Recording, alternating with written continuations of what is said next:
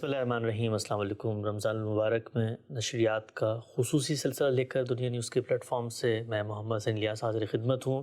میرے ساتھ حزب سابق تشریف فرما ہمارے استاد جناب جاوید احمد رامدی صاحب۔ السلام علیکم رامدی صاحب۔ ہم سب بہت شکریہ آپ کے وقت کا۔ اس پروگرام کا جو کرائیٹیریا ہے، طریقہ کار ہے، وہ یہ ہے کہ ہم قرآن مجید، احادیث مبارکہ اور رمضان سے متعلق آپ لوگوں کے قلوب و اذہان میں پیدا ہونے والے سوالات کو زیر بحث لے کر آتے ہیں، اور قرآن مجید میں ہماری کوشش ہوتی ہے کہ وہ موضوعات جو ہماری آخرت سے متعلق ہیں، ہماری نجات سے متعلق ہیں، تزکیہ نفس سے متعلق ہیں، اور ان کو اپنا کر بالخصوص رمضان میں ہم ایک اچھا مسلمان بن سکتے ہیں، ان چیزوں کو زیر بحث لے کر آئیں، قرآن مجید کی ان آیات کا مطالعہ بھی کریں، اور ان میں اگر کوئی توضیح طلب چیز ہے تو غامدی صاحب سے اس پر وضاحت بھی طلب کریں۔ آغاز کرتے ہیں غامدی صاحب۔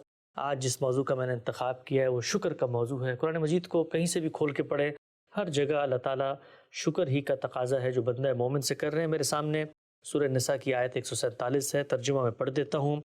فرمایا، خدا کے بندو، اگر تم شکر گزاری اختیار کرو اور سچے مومن بن کر رہو تو اللہ کو کیا پڑی ہے کہ تمہیں عذاب دے، اللہ تو بڑا قبول کرنے والا اور ہر چیز کا جاننے والا ہے۔ غامدی صاحب نے اس آیت کی تفسیر میں یہ لکھا ہے کہ اس آیت میں اگر غور کیجئے تو شکر ایمان پر مقدم ہے۔ اس کی وجہ یہ ہے کہ فلسفہ دین کے لحاظ سے شکر ہی سچے ایمان کا سرچشمہ ہے، اس لیے اگر صحیح رویہ اختیار کرو گے تو وہ اس کی قدر کرے گا اور تمہاری توقعات سے بڑھ کر اس کا صلہ دے گا۔ ہر وہ شخص کے ایمان و عمل سے واقف ہے، لہٰذا تمہارا یہ رویہ اس سے چھپا نہ رہے گا۔ غامدی صاحب، مسلمان کی تعریف کی جائے، قرآن مجید کا مطالعہ کیا جائے، روایات کو دیکھا جائے، انبیاء کے جو صحائف ہیں ان کا مطالعہ کیا جائے، ہر جگہ پہ اللہ تعالیٰ جس چیز کا تقاضا کرتے ہیں وہ یہ ہے کہ تم شکر اختیار کرو، شکر گزاری کو اپنا شعار بناؤ، یہی تمہارا وظیفہ حیات ہونا چاہیے۔ شکر کا جو جذبہ ہے یہ نعمتوں سے استفادے کے نتیجے میں آپ سے آپ انسان کے اندر پیدا ہوتا ہے، اور اللہ تعالیٰ کہتے ہیں اگر یہ پیدا نہیں ہوتا تو اس کو ہونا چاہیے۔ جو شخص شکر گزار نہیں ہے، کیا وہ کسی بھی درجے میں اللہ کی بارگاہ میں اپنا ایمان پیش کر سکے؟ اللہ کی بارگاہ میں ایمان تو بہت بڑی چیز ہے۔ اگر بندہ شکر گزار نہیں ہے تو اس میں لازماً سرکشی پیدا ہوگی۔ اچھا، وہ اللہ تعالیٰ کی اسکیم کو سمجھنے ہی سے قاصر رہ جائے گا، اس پر یہ واضح ہی نہیں ہو سکے گا کہ وہ دنیا میں کیوں آیا ہے، وہ اپنے مقصد حیات ہی کو متعین نہیں کر سکے گا۔ اسی لیے میں نے یہاں بھی لکھا ہے اور بارہا اس جانب توجہ بھی دلائی ہے کہ شکر اور سپاس یہ فلسفے کے لحاظ سے دین کی بنیاد ہے۔ میں اگر شعور کی عمر کو پہنچنے کے بعد اس کائنات کو اس زاویے سے نہیں دیکھتا کہ یہ میرے پروردگار کی عظمت کا غیر معمولی اظہار ہے، اس میں اس کی صفات جلال، صفات جمال اور صفات کمال کا ظہور ہوا ہے۔ یہ اتنی بڑی کائنات میرے لیے بنائی گئی ہے، یہ سب میرے لیے اس کا فردوس بن جائے گی، اس کی نعمتیں میرے لیے ہیں، اس کی ابدیت میرے لیے ہے۔ میں اگر اس حقیقت کو قبول کرنے کے لیے تیار نہیں ہوتا تو دنیا میں جو مسائل پیش آئیں گے وہ مجھے اللہ تعالیٰ کے مقابلے میں سرکش بنا دیں گے، اور اگر نعمتیں ملیں گی تو میں ان کو اپنا استحقاق سمجھ بیٹھوں گا۔ دونوں صورتوں میں اپنی تباہی کا اہتمام کروں گا۔ اس وجہ سے جو پہلی چیز ہے وہ میرا مثبت رویہ ہے۔ میری باقی زندگی بھی اگر آپ دیکھیں، یعنی میں کوئی کاروبار کرتا ہوں، میں کوئی ملازمت کرتا ہوں، میں لوگوں سے کوئی معاملہ کرتا ہوں، میں شادی بیاہ کرتا ہوں، بچے پیدا ہو جاتے ہیں، میں ایک باپ کی حیثیت سے کوئی خدمت انجام دیتا ہوں، ہر جگہ میرا رویہ اگر مثبت ہے تو اس سے میرے لیے بھی خیر پیدا ہوگا، دوسروں کے لیے بھی خیر پیدا ہوگا۔ میں اگر منفی ذہنیت میں مبتلا ہو گیا ہوں تو اس کا لازمی نتیجہ کیا نکلے گا؟ اس کا لازمی نتیجہ یہ نکلے گا کہ پھر میں اپنے لیے بھی تباہی کا اہتمام کروں گا، اور میں اپنے گرد و پیش کے ماحول کو بھی آلودہ کر دوں گا۔ تو مثبت رویہ کیا ہے؟ حقیقت کو سمجھنا، نتائج کے لحاظ سے اس کا جائزہ لینا، اپنے آپ کو اس سے ہم آہنگ کرنا، اور پھر جو کچھ ہمیں میسر ہوا ہے اس کو اپنے لیے خیر بنا لینا۔ یہ مثبت رویہ ہے۔ کسی حقیقت کو ماننے سے انکار کر دینا، اس میں گریز و فرار کے راستے تلاش کرنا شروع کر دینا، یہ میرے اندر منفی ذہنیت پیدا کر دیتا ہے۔ اگر آپ غور کر کے دیکھیں تو یہ جو دہریت پیدا ہوتی ہے یہ کہاں سے پیدا ہوتی ہے؟ یہ در حقیقت انسان کے اسی منفی رویے سے پیدا ہوتی ہے۔ پوری کائنات میں اللہ تعالیٰ کی غیر معمولی عظمت کا ظہور ہوا ہے۔ پوری کائنات بے مثل قوانین میں بندھی ہوئی ہے۔ پوری کائنات میں کوئی خلل تلاش نہیں کیا جا سکتا۔ وہ کسی جگہ جہاں اللہ تعالیٰ نے کوئی رکھنا چھوڑ دیا ہے اور امتحان کے لیے چھوڑ دیا ہے، اس کو پکڑ کر نقائص کی فہرست ترتیب دینا شروع کر دے گا۔ انسان اس دنیا میں آتا ہے، ماں باپ کی آغوش میں ڈالا جاتا ہے، بالعموم اللہ کی رحمتیں ہی اس پر سایہ افکن رہتی ہیں۔ اس کو بہت سی صلاحیتیں دی گئی ہیں، علم، عقل، یہ تہذیب، تمدن، معلوم نہیں انسان نے کیا بنا ڈالا ہے۔ مثبت زاویے سے دیکھیے تو معلوم ہوتا ہے کہ اس سے زیادہ اچھی تخلیق کیا ہو سکتی ہے پروردگار کی، لیکن انسان منفی زاویے سے دیکھتا ہے تو اس کو آلام نظر آتے ہیں، معاصی نظر آتے ہیں، زلزلے نظر آتے ہیں، طوفان نظر آتے ہیں۔ یعنی وہ اس حقیقت کو قبول کرنے کے لیے تیار نہیں ہوتا کہ میرا زاویہ نظر ہونا کیا چاہیے، اور پھر منفی زاویے سے دیکھتے دیکھتے جب اللہ کی کتاب آتی ہے تو اس کو بھی وہ اسی طرح پڑھنا شروع کر دیتا ہے۔ جب اسی طرح پڑھنا شروع کر دیتا ہے تو وہاں بھی کہیں اللہ کے عقاب سے برگشتہ ہوتا ہے، کہیں اس کی کسی سزا کا ذکر پڑھ کے پیچھے بھاگ جاتا ہے۔ اس کے سامنے نہ رحمت کی آیات آتی ہیں، نہ اللہ تعالیٰ کی طرف سے عفو و درگزر کے معاملات آتے ہیں، نہ اس پوری اسکیم کو وہ سمجھنے کے لیے تیار ہوتا ہے۔ پھر جو کچھ منہ میں آتا ہے کہتا چلا جاتا ہے۔ تو یہ چیز کہاں سے پیدا ہوتی ہے؟ یہ منفی رویے سے پیدا ہوتی ہے۔ مثبت رویہ لازماً شکر گزاری کا احساس پیدا کرتا ہے۔ آپ باقی زندگی میں دیکھ لیں، یعنی انسان اگر باپ کی، ماں کی خدمات کو سامنے رکھے، جو انہوں نے مشقتیں اٹھائی ہیں اس کو سامنے رکھے، باپ جس طرح بچوں کو پالتا ہے، ماں جس طرح اپنی آغوش تربیت میں راتیں جاگ جاگ کر گزارتی ہے اور بچے کی پرورش کرتی ہے، اس کو دیکھے تو شکر گزاری پیدا ہوگی، مثبت رویہ پیدا ہوگا۔ لیکن اگر منفی زاویے سے دیکھے تو کبھی ماں نے ڈانٹا ہوگا، کبھی تنبیہ کی ہوگی، کبھی ہو سکتا ہے کوئی غلط رویہ اختیار کر لیا ہو، پھر انسان اسی طرح غلطیاں تلاش کرتا ہے، نقائص تلاش کرتا ہے اور انہی میں الجھ کر زندگی بسر کر دیتا ہے۔ تو منفی اور مثبت رویے ہی انسان کے بارے میں طے کرتے ہیں کہ وہ خود کیا بنے گا، اور جب وہ خود کچھ بن جائے گا تو اس کا انجام کیا ہوگا۔ مثبت رویہ شکر گزاری کا رویہ ہے۔ شکر گزاری پیدا ہوگی تو پھر ایمان پیدا ہوگا، شکر گزاری پیدا ہوگی تو اس ایمان کے نتائج پر انسان کی نگاہ جائے گی۔ تو یہ شکر و سپاس ہے جو در حقیقت مثبت رویے کی بنیاد بنتا ہے۔ اگر اس کو آپ سادگی سے اختیار کر لیں تو انسان کی مثبت فکر ہے تو شکر پیدا ہوگا، اور منفی فکر ہے تو جزا فضا کے جذبات پیدا ہو جائیں گے۔ نقطہ واضح ہو گیا غام صاحب، کتنی اہمیت ہے شکر کی اور کیا فلسفہ ہے اس کے پس منظر میں۔ غام صاحب نے بڑی تفصیل سے اس کو واضح کیا۔ سورہ لقمان کی کچھ آیات میں آپ لوگوں کی خدمت میں رکھتا ہوں جس میں یہی مضمون زیر بحث ہے۔ ارشاد فرمایا، ہم نے یہی حکمت لقمان کو بھی دی اور ہدایت فرمائی تھی کہ اللہ کا شکر ادا کرو، اور جو شکر ادا کرے گا تو وہ اپنے ہی لیے شکر کرے گا، اور جو ناشکری کرے گا تو اللہ کو اس کی کچھ پرواہ نہیں۔ اس لیے اللہ بے نیاز ہے، وہ اپنی ذات میں ستودہ صفات ہے۔ غامدی صاحب نے اس کی تفسیر میں لکھا ہے، یہ شکر حکمت کا اولین ثمر ہے۔ تمام حقوق اللہ اور حقوق العباد کی معرفت اسی سے پیدا ہوتی ہے۔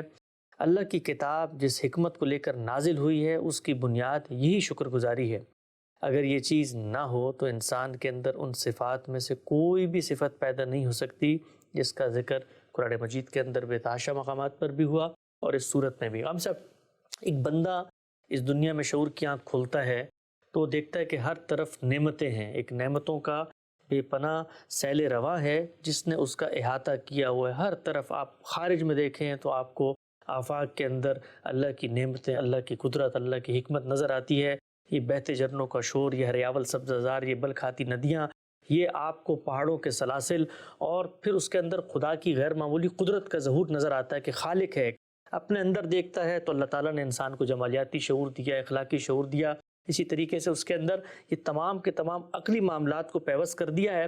ہم بندہ مومن ہوتے ہوئے غام صاحب اپنے اندر سے یہ محسوس کرتے ہیں کہ کوئی منعم حقیقی ہے، اس کے ساتھ ہم نے اپنے تعلق کا اظہار کرنا ہے، لہٰذا اب شکر کا جذبہ ہے جو پھوٹے گا۔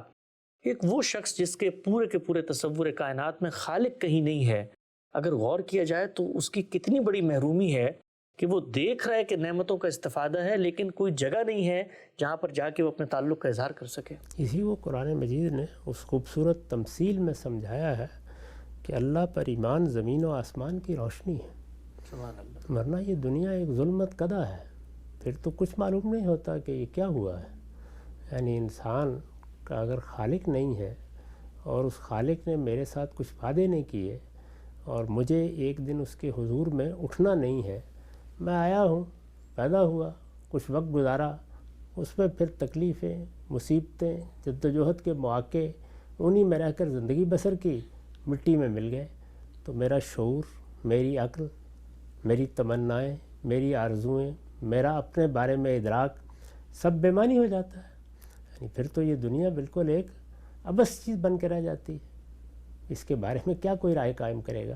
تو اگر ہم نے اپنے خالق کو نہیں پہچانا تو پھر اپنے آپ کو بھی نہیں پہچانا، پھر انسان کی حیثیت سے اپنا بھی کوئی شعور حاصل نہیں کیا، پھر نہ ہمارا کوئی ماضی ہے نہ کوئی مستقبل ہے. اس کے بعد تو یہی ہے کہ باور بعیش کوش کے عالم دوبارہ نہیں، جو پھر چند دن ملے ہیں ان میں چوری کریں، ڈاکہ ڈالیں، جو کچھ اپنے لیے حاصل کر سکتے ہیں حاصل کریں. زیادہ سے زیادہ کیا تعلیم دے لیں گے؟ یہی کہ بھائی کوئی ایسا کام نہ کرنا جس کے نتیجے تمہارے لیے دنیا میں برے نکل آئیں. اس کے سوا کیا کہیں گے؟ تو اخلاقیات کی کوئی بنیاد قائم نہیں رہتی. اللہ تعالیٰ کے ساتھ تعلق نہیں ہے تو اپنے مقصد کا کوئی شعور باقی نہیں رہتا. اللہ تعالیٰ کی معرفت نہیں ہے تو اپنے انجام کے بارے میں کوئی یقین باقی نہیں رہتا. پھر تو یہ دنیا اندھیر نگری ہو کر رہ جاتی ہے. تو قرآن نے اسی کو بیان کیا، فما لہ من نور. اللہ نے اگر یہ روشنی نہیں دی، یعنی اپنے ساتھ تعلق کی یہ روشنی، اپنا شعور، تو پھر انسان کے لیے کوئی روشنی نہیں ہے، پھر اس کے لیے اندھیرا ہی اندھیرا. ٹھیک. اچھا ہم صاحب، شکر کے حوالے سے قرآن مجید میں اللہ تعالیٰ فرماتے ہیں لَإِن شَكَرْتُمْ لَأَزِيدَنَّكُمْ، اگر تم شکر کرو گے تو میں تمہیں اور دوں گا. یہ اللہ تعالیٰ کا کوئی وعدہ ہے یا یہ مطلب کہیں پر روبہ عمل ہوتا ہے کہیں پر نہیں ہوتا؟ یہ ایک رویے کا مظہر ہے کہ جب تم آدمی شکر گزار بنتا ہے تو خود اس کے لیے اتنے امکانات کھل جاتے ہیں کہ پھر اور نعمتیں اس کو ملتی ہیں. دونوں چیزیں. اس وقت انسان شکر گزار ہوتا ہے تو اس کے اندر ایک مثبت رویہ پیدا ہوتا ہے. مثبت رویہ جدوجہد پر آمادہ کرتا ہے، وہ زندگی کو صحیح زاویے سے دیکھنے کے لیے انسان کو آمادہ کرتا ہے. اس سے آپ منصوبہ بناتے ہیں، مایوسی سے نکلتے ہیں، کام کرنے کے لیے آپ ہاتھ پاؤں مارتے ہیں، اپنے سامنے بڑے مقاصد رکھتے ہیں، اپنا کوئی نصب العین متعین کرتے ہیں. ان چیزوں کو آپ پھر خاطر میں نہیں لاتے جو راستے میں رکاوٹ بنتی ہیں. تو یہ رویہ تو اس کے بغیر پیدا ہی نہیں ہو سکتا. یہ بہت بڑی چیز ہے. چنانچہ جب انسان میں یہ رویہ پیدا ہوتا ہے تو اس کے اپنے عمل کے بھی نتائج افزونی کا باعث بنتے ہیں. اور اس میں کیا شبہ ہے کہ اللہ تعالیٰ اپنے بندے کی ایک ایک چیز پر نگران ہے، پھر وہ اس کی کوششوں میں اپنی توفیق شامل کر دیتا ہے. اس میں کامیابی ہوتی ہے، اس میں سکینت حاصل ہوتی ہے.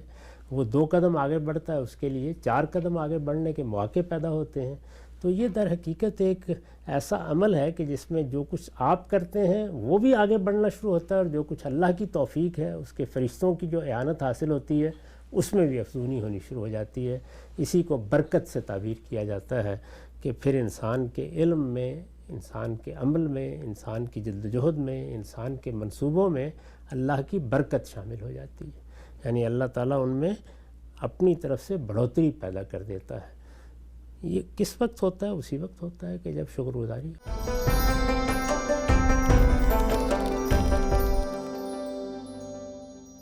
رمضان کے اندر نشریات کا خصوصی سلسلہ جاری ہے دنیا نیوز کے پلیٹ فارم سے. آج ہم نے شکر کے حوالے سے قرآن مجید کے مضامین کا مطالعہ کیا. آگے بڑھاتے ہیں سلسلہ گفتگو کو. احادیث میرے سامنے ہے. ہم صاحب رمضان کے حوالے سے احادیث بھی ہم آپ کی خدمت میں رکھ رہے ہیں، اور ان میں اگر کوئی ایسا پہلو ہے جس کی بیان یا توضیح مطلوب ہے، ہم صاحب سے ہم طلب کرتے ہیں.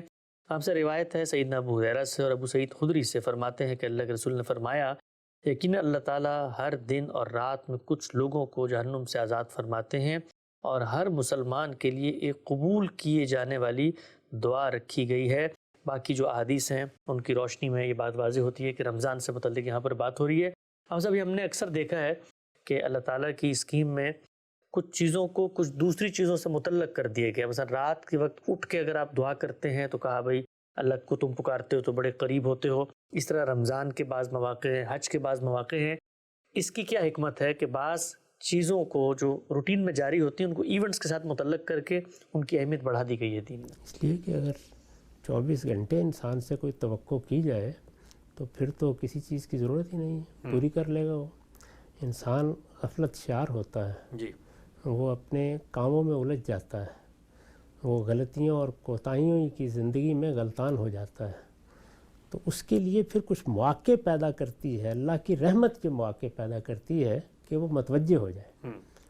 ہر وقت متوجہ ہونا چاہیے، ہر وقت اللہ کی بارگاہ میں حاضر ہونا چاہیے، ہر وقت دعا کرنی چاہیے، 5 وقت کی نماز اسی لیے ہے۔ لیکن اگر انسان نے اس سے فائدہ نہیں اٹھایا تو پھر وہ پروردگار اپنی رحمت کے دروازے کھولتا ہے اور مواقع متعین کر دیتا ہے۔ اچھا تم نے غلطی کی، تم کوتاہی میں پڑے رہے، تم متوجہ نہیں ہوئے، تم نے اپنے آپ کو غفلت کی نظر کر دیا، آؤ جمعے کا دن آ گیا ہے، ہو سکتا ہے کہ یہی وقت تمہارے لیے بیداری کا وقت بن جائے، عمرہ کرنے کے لیے آ جاؤ، اپنے پروردگار کی بارگاہ میں حاضری کا فیصلہ کر لو۔ رمضان کا مہینہ آ رہا ہے، یہ پورا مہینہ اللہ کی رحمت برستی رہے گی، اس میں اٹھو، دعا کر لو، توبہ کر لو، رجوع کر لو، اپنے پروردگار کو پکارو۔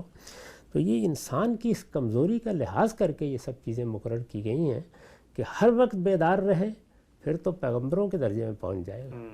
لیکن سارے انسان ایسے نہیں ہوتے، دنیا میں کروڑوں اربوں کی تعداد میں انسان ہیں، ان میں کمزور لوگ بھی ہوتے ہیں، غفلت شعار بھی ہوتے ہیں، ان میں بعض اوقات سرکشی بھی آ جاتی ہے، ان کو ان کا پروردگار ان مواقع پر پکارتا ہے۔ تو اس سے مقصود یہ ہوتا ہے کہ اگر اس وقت غفلت ہے، چلیں اس موقع پر بیداری ہو جائے، اس وقت سرکشی ہے تو اللہ ندامت کی توفیق دے، اس وقت گناہ میں پڑے ہوئے ہو تو فلاں موقع کے اوپر اٹھو اور اٹھ کر اس طرح انسان آنکھیں ملتا ہوا دنیا کو دیکھتا ہے تو دیکھیں اس کا پروردگار اس کو بلا رہا ہے۔ تو رمضان کا مہینہ ہے، جمعہ کا دن ہے، عمرہ ہے، حج ہے، اسی طرح دوسرے مواقع ہیں، وہ سب انسان کے لیے یہی مہلت پیدا کرتے ہیں۔ اب تو بالکل واضح ہو گیا ہم سب۔ ایک اور روایت ہے سیدنا جابر بن عبداللہ رضی اللہ تعالیٰ عنہ سے، فرماتے ہیں کہ اللہ کے رسول نے ارشاد فرمایا، ہر افطار کے وقت اللہ بہت سارے لوگوں کو جہنم سے آزاد فرما دیتے ہیں، اور رمضان میں ایسا ہر شب ہوتا ہے۔ یہ بھی اللہ تعالیٰ کی غیر معمولی جو رحمت ہے اس کا اظہار ہوتا ہے کہ ایک بندہ مومن پورا دن اللہ کی خاطر اس نے اپنے خرنوش پہ پابندی عائد کی، اور اب وہ اللہ ہی کے اذن سے اگر افطار کر رہا ہے تو اللہ کی جو بے پایاں رحمت ہے اس کا ظہور ہو رہا ہے۔ اللہ تعالیٰ اسی کو بیان کرنا چاہتے ہیں یہاں پہ۔ اس میں کیا شک ہے، روزہ اسی لیے بہت بڑی عبادت ہے۔ اللہ نے حکم دیا، ہم نے مہر لگا لی، پانی کا ایک قطرہ بھی حلق میں نہیں جائے گا۔ ساری جبلتیں اندر سے زور کر رہی ہیں، لیکن انسان کہتا ہے کہ میرے پروردگار کا حکم نہیں ہے۔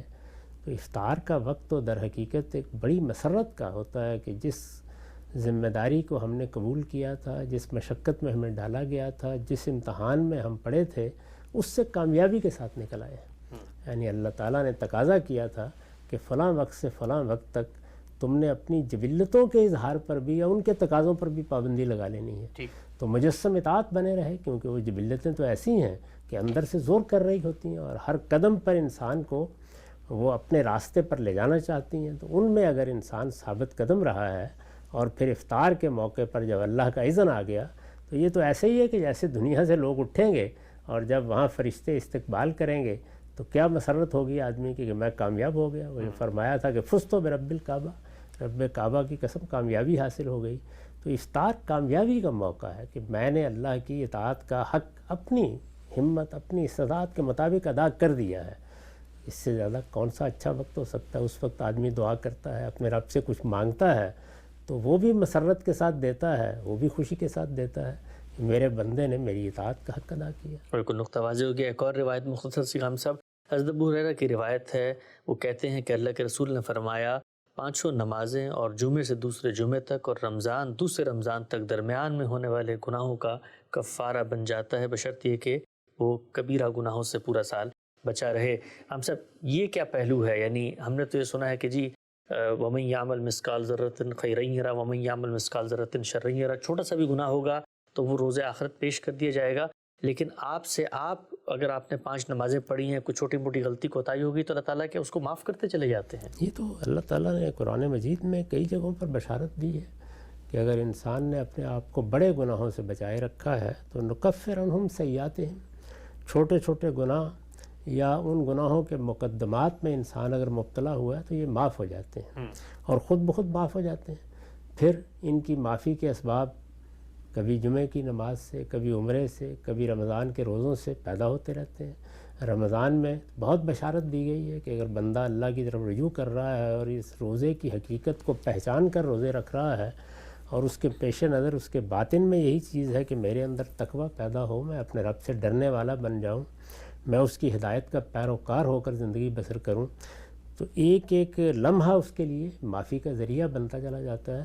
یہ انسانی رویے ہیں در حقیقت، وہ اگر اندر سے رویے درست ہو گئے ہیں تو اللہ تعالیٰ کے ہاں پھر رحمتیں ہی رحمتیں ہیں، اللہ تعالیٰ کے ہاں پھر نعمتیں ہی نعمتیں ہیں، پھر اس کا انجام اللہ کا فردوس ہے۔ اس میں یہاں پر بھی ایک قلب مطمئن حاصل ہوتا ہے، اور وہ بشارت بھی انہی لوگوں کے لیے ہے کہ اے میرے بندو، آؤ اس جنت میں داخل ہو جاؤ جو میں نے تمہارے لیے تیار کر رکھی ہے۔ یہ سب اسی کا صلہ ہے کہ انسان نے اپنے آپ کو لوٹایا، رجوع کیا، تائب ہوا، ندامت پیدا ہوئی، اپنے پروردگار کو پہچانا، موقع ملا تو اس سے فائدہ اٹھا لیا ہے، تو پھر رحمت ہی رحمت۔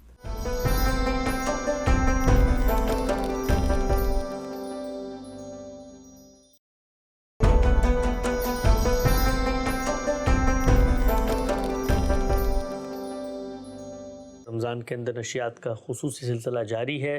ہم لوگ رمضان سے متعلق حدیث کا مطالعہ کر رہے تھے۔ آگے بڑھاتے ہیں سلسلہ گفتگو کو۔ آپ حضرات کی جانب سے رمضان ہی میں موصول ہونے والے کچھ فقہی نوعیت کے سوالات غامدی صاحب کی خدمت میں رکھتے ہیں۔ ہم صاحب کچھ خواتین سے ہمیں سوالات موصول ہوئے ہیں، میں آپ کی خدمت میں رکھتا ہوں۔ کہتی ہیں کہ رمضان میں خواتین کا زیادہ وقت کچن میں گزرتا ہے، ان کو مختلف قسم کے کھانے وغیرہ بنانے پڑتے ہیں۔ اس کا لازمی نتیجہ نکلتا ہے کہ ان کی بہت سی عبادات چھوٹ جاتی ہیں۔ مثال کے طور پہ تہجد کی نماز ادا کرتے وقت اس وقت سحری کا بندوبست کرنا ہوتا ہے تو وہ لازماً چھوٹ جاتی ہے۔ تو کیا ہمیں سحر و افطار کا بندوبست کرنا چاہیے ہے یا اس کے برعکس عبادتوں پہ توجہ دینی چاہیے؟ ہم لوگ جو بر صغیر کے پس منظر کے لوگ ہیں، ظاہری بات ہے ہماری رمضان کے اندر خاص قسم کی ڈیمانڈز اور توقعات ہوتی ہیں گھر کی جو خواتین ہیں اپنی ماؤں سے، اپنی بہنوں سے، کہ وہ اہتمام کریں چیزوں کا، تو وہ یہ پوچھتی ہے کہ اس اہتمام میں ان کا تو بھلا ہو جاتا ہے لیکن ہم لوگ جو عبادت کرنا چاہیں اس کا کیا؟ اس بات کی کوشش کرنی چاہیے کہ رمضان کا مہینہ نہ مردوں کے لیے کسی اہتمام کی نظر ہو نہ عورتوں کے لیے، کوشش یہی کرنی چاہیے۔ اس کے لیے متبادل بندوبست اگر کیے جا سکیں تو بہت اچھی بات ہوگی، کم سے کم بار پڑے، لیکن اگر ناگزیر ہے اور کوئی مدد میسر نہیں ہے، کچھ دوسرے اسباب بھی نہیں فراہم ہو سکے، تو امید ہے کہ ان کی یہ کوشش بھی اللہ کے یہاں عبادت شمار ہو جائے گی، کیونکہ وہ افطار کا بندوبست کر رہی ہیں یا سحری کا بندوبست کر رہی ہیں تو اس عبادت ہی کے لیے کر رہی ہیں، دوسروں کو روزے رکھوا رہی ہیں، تو اللہ تعالیٰ کی مدد، اللہ تعالیٰ کی رحمت، اللہ تعالیٰ کا کرم اور اس کی عنایت کسی خاص صورت کی پابند نہیں ہوتی۔ بندے کے اندر کیا ہے، میں نے اس سے پہلے بھی عرض کیا تھا نا کہ یہ قربانی کے جانور کا خون تو اللہ کو نہیں پہنچتا، فرمایا تقویٰ پہنچتا ہے۔ تو اگر وہ کھانا پکاتے ہوئے، کام کرتے ہوئے اللہ کو یاد کر رہی ہیں، عبادت کی بھی ایک تو خاص صورت ہوتی ہے نا، آپ نے نماز پڑھی ہے، آپ تلاوت کرنے بیٹھ گئے ہیں، لیکن آپ سبحان اللہ پڑھ رہے ہیں، الحمدللہ پڑھ رہے ہیں، اللہ کو یاد کر رہے ہیں، آپ اللہ کے خوف کا احساس کر کے تمام کاموں میں لگے ہوئے ہیں، تو آپ کے باطن میں اگر ذکر ہے، شکر ہے، آپ کی زبان پر اچھے کلمات ہیں، تو ان کے لیے تو فارغ ہو کے بیٹھنے کی ضرورت نہیں ہے، تو وہی بہت ہو جائیں گے۔ روایتوں میں آتا ہے نا کہ ایک الحمدللہ کا کلمہ ہی میزان کو بھر دے گا، سبحان اللہ۔ تو اس لیے اللہ تعالیٰ نے بہت سے راستے ہمارے لیے کھول رکھے ہوئے ہیں، اللہ تعالیٰ کی طرف سے رحمت ہی رحمت ہے۔ اگر موقع مل گیا ہے کہ آپ تہجد بھی پڑھ رہے ہیں، آپ نوافل بھی پڑھ رہے ہیں، آپ کے پاس فراغت بھی ہے تو اس کا اہتمام کریں۔ اگر کوئی اور مصروفیت ہے، ممکن ہے کہ خواتین کو چلیے کو کھانا پکانا ہے یا اور کوئی اہتمام کرنا ہے، مزدوروں کو مزدوری بھی کرنی ہوتی ہے، بعض لوگوں کے لیے مشقت کے مواقع ہیں، تو ان میں یہی ہے کہ اللہ کو آپ اپنی زبان سے یاد کرتے رہیں، دل سے یاد کرتے رہیں۔ امید کرنی چاہیے کہ یہ آپ کی اس طرح کی عبادت ہی در حقیقت باقی تمام عبادات کے مقابلے میں اللہ کے ہاں بہت محبوب ہو جائے گی، اس لیے کہ یہ مشقت کرتے ہوئے اور تکلیف اٹھاتے ہوئے اور دوسروں کی خدمت کرتے ہوئے ادا کی گئی۔ بہت اچھا نقطہ غام صاحب۔ اچھا غام صاحب، یہ بھی تو بتائیے کہ رمضان کے حوالے سے ہم نے عام طور پہ دیکھا ہے، خود ہم چونکہ جب سے بڑے ہوئے ہمیں دیکھتے رہے کہ مرد جو ہیں وہ بہت سارے معاملات سے ہاتھ اٹھا لیتے ہیں، اور وہ ظاہری بات ہے روزے کی ایک مشقت بھی ہوتی ہے، کام کاج بھی کرنا ہوتا ہے، لیکن گھر کے کاموں میں ہاتھ بٹانا، خواتین کی مدد کرنا، گویا ہر چیز ان کے سپرد ہو جاتی ہے، اور ایسا ہوتا ہے کہ جیسے اب یہ ان کی لازمی ذمہ داری ہے کہ جی دسترخوان پورا بھرا ہونا چاہیے۔ تو روزہ ہمیں یہ بھی تو درس دیتا ہے کہ ہم دوسروں کی مشکلات کو سمجھیں، ان کے درد کو سمجھیں، ان کی مشقت میں ان کو کمی دیں، اور اگر وہ روحانی طور پہ اللہ کے قریب ہوں گی اس مہینے میں، تو اس سے ہمارا خاندان، ہمارے بچے، سب کو فائدہ ہوگا. تو کچھ مردوں کو بھی ہاتھ بٹانا چاہیے ان کا. کچھ کیا، بہت ہاتھ بٹانا چاہیے، جتنی بھی مدد کر سکتے ہیں کرنی چاہیے. اور گھر کے معاملات ہوں، باہر کے معاملات ہوں، یہ مل جل کر ہی ہوتے ہیں. اس میں بہت تقاضے بھی نہیں کرنے چاہیے. یہ صبر کا مہینہ ہے، اس میں بس طے کر لینا چاہیے کہ یہ چند چیزیں ہیں جو دسترخوان پر ہوں گی. خواتین کو اتنی مشقت میں ڈال دینا کہ وہ دسترخوان آپ کے سامنے اس طرح رکھیں کہ اس میں 20-21 کھانے اگر نہ ہوں تو آپ کا اطمینان نہیں ہوگا. تو یہ تو اس مہینے کی روح اور عبادت کی روح کے بھی خلاف ہے. اس میں سادہ کھانے کی طرف ہی متوجہ ہونا چاہیے، یعنی پورے بدن کی، وجود کی، باطن کی، روح کی، قلب کی، ہر چیز کی تطہیر یہ مقصود ہے. تو یہ اسی وقت ہوگی کہ جب انسان اپنے ظاہر اور باطن میں ہر جگہ اعتدال سے کام لے گا اور یہ سمجھے گا کہ میں ایک عبادت میں ہوں. تو عبادت صرف اس عرصے کے دوران میں نہیں ہوتی جس میں ہم روزے سے ہوتے ہیں، بلکہ یہ پورا مہینہ عبادت کا مہینہ ہے. اس میں اگر ہم اپنے کھانے پینے میں احتیاط کریں گے، اگر ہم جزرسی سے کام لیں گے، اپنے معاملات کو معتدل رکھیں گے، تو یہ سب چیزیں تربیت کا ذریعہ بنیں گی. ان سب کا اہتمام کرنا چاہیے، اور ان سب کے اہتمام ہی سے روزے کی حقیقی روح انسان کے اندر پیدا ہوتی ہے. بہت خوب صاحب، آج کی نشست کا آخری سوال. ہم نے دیکھا ہے کہ جو مذہبی ماحول ہوتا ہے یہ بچوں میں بڑی اٹریکشن کا باعث بنتا ہے اپنے دین سے لگاؤ کی نسبت سے. یہاں پر بھی ہم نے دیکھا امریکہ میں جو مغربی ممالک ہیں، کرسمس ہوتی ہے، بڑا اہتمام کیا جاتا ہے، بڑی تام جام ہوتی ہے، تو بچے بڑی ایک فیسٹیوٹی محسوس کرتے ہیں.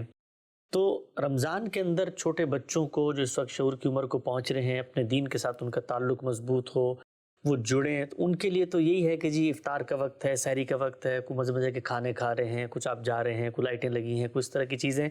تو آپ کو لگتا ہے ہم صاحب ہمارے یہاں جو یہ دینی مختلف ایونٹس ہوتے ہیں ان میں فیسٹیوٹی کی ذرا کمی ہوتی ہے، اور پھر اس کا نتیجہ یہ نکلتا ہے کہ باقی جو فیسٹیولز ہیں دنیا بھر میں ہوتے ہیں اس میں بچوں کی بڑی دلچسپی ہوتی ہے، اور اسی سے پھر مغربی تہذیب کی طرف بھی ان کا جھکاؤ اور لگاؤ ہوتا ہے.